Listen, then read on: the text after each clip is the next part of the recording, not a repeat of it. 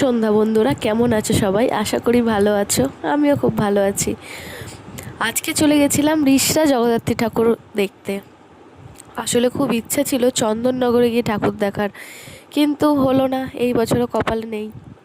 আগের বছর থেকেই ভাবছি যাব যাব, জানি না কবে যেতে পারবো। এই বছর যেতে পারলাম না, কারণ প্রচণ্ড ঠান্ডা লেগেছে। যেমন আমার ঠান্ডা লেগেছে, সেরকম আমার মেয়ের ঠান্ডা লেগেছে। তো আর কি আর করব, সব জায়গারই তো ঠাকুর সমান।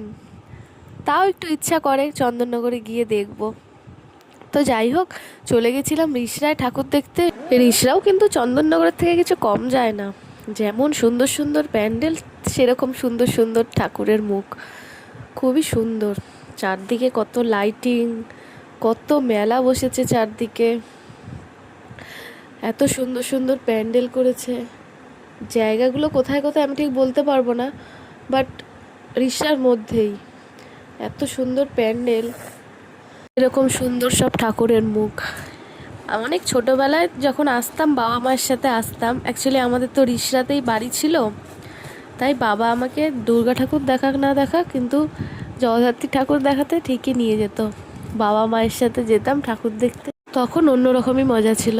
এখন আর সেই মজা কোথায়। তো যাই হোক, বিয়ের পর প্রত্যেক বছরই আমার বর নিয়ে আসে ঠাকুর দেখতে, ওই জন্যই ঠাকুর দেখা হয়। না হলে বিয়ের আগে পর্যন্ত সেরকম ঠাকুর দেখতাম না, সেই ছোটোবেলাতেই দেখতাম।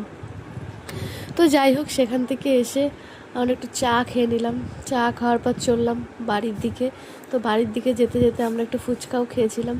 ফুচকা খাওয়ার পর চলে এসেছিলাম একটা খাবারের দোকানে। সেখান থেকে আমরা এগ রোল অর্ডার করলাম। তো আমরা তিনজনেই এগ রোল খেলাম, আর মেয়ের জন্য নিয়েছিলাম মোমো।